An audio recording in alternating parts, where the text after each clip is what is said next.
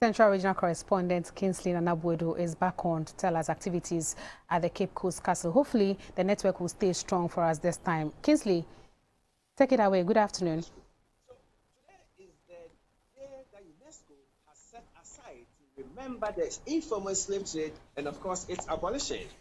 We are here at the Cape Coast Castle where it all started. Of course, we've met the head of education at the Museum and Monument Board in the Central Region, Mr. Robert Morgan, to tell us exactly the role Cape Coast Castle here plays.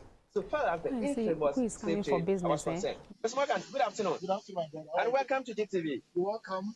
Well, so tell us, what has been the role the Cape Coast Castle, for instance, the castles in the region have played so far as the slave trade was concerned? Thank you very much, my brother. Good afternoon once again. Cape Coast Castle is the third of the three castles in Ghana, all built by the early Europeans.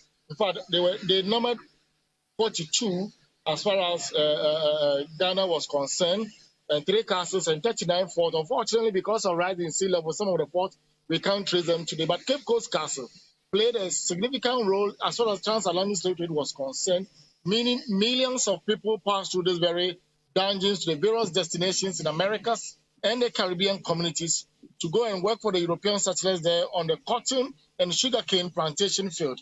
As they put it, that the native Indians there were not too strong enough to cope with the prevailing climatic conditions at the time. And we must say that the slave trade was completely inhumane, the way and manner it was handled or conducted by the Europeans. It actually demeaned the black race to a level that it is difficult to describe it. Because in the dungeons, our own ancestors had to stay with their own fecal matters, what have you, and come to think of your own, sometimes you don't want to see it. And seeing others as well as yours, many died in the dungeons, but then some survived the journey, and today they are making headways in Americas and the Caribbean communities as we celebrate Panafest and Emancipation Day Festival biennially and annually respectively. Remember very well that last 3 years we added a year of return to it, which was well attended massively in this very castle. No wonder Cape Coast Castle was adjudged the most visited tourist attraction in Ghana. So from where you sit, you have been hosting and of course guiding some of the tourists that come around. Do you think that there have been some remorsefulness so far as the whole system is concerned? Is this something that still persists? Good. As far as we are concerned, the transatlantic slave trade was over. But one will ask, is slavery over?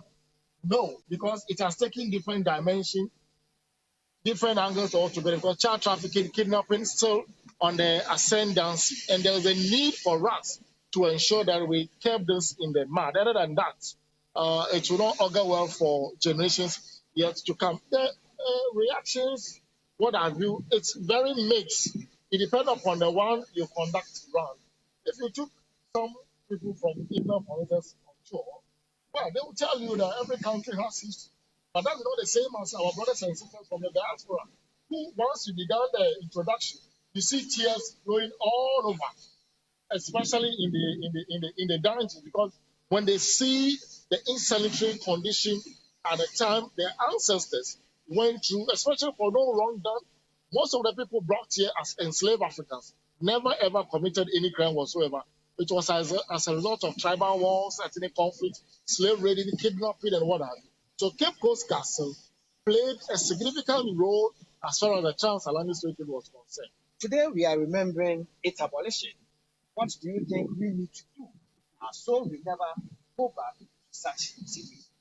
We need to up our game very well, sensitizing the general public that it was completely mistake on the part of our ancestors, that we need not to entertain any form of slavery in our world of today, because it demeans the black race, it means society, and many people pay dearly for that. So, my brother, we need to ensure that we don't entertain any form of slavery in the world of today. All right.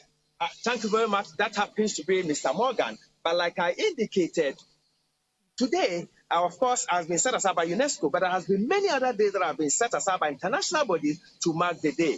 It all started in Saint Domenico in 1791, when the uprising of slaves gave rise to this. You see behind me, that is the sea that witnessed it all. It is all the time singing and telling the story. There are other tourists that are here, and of course, they are listening to what the sea is telling them, and what it's telling them is what it witnessed, the inhumane and the dead bodies that were even put in there. So this is what we have for you from Cape Coast. Kingsley Nanabwe reporting. Back to you in the studios.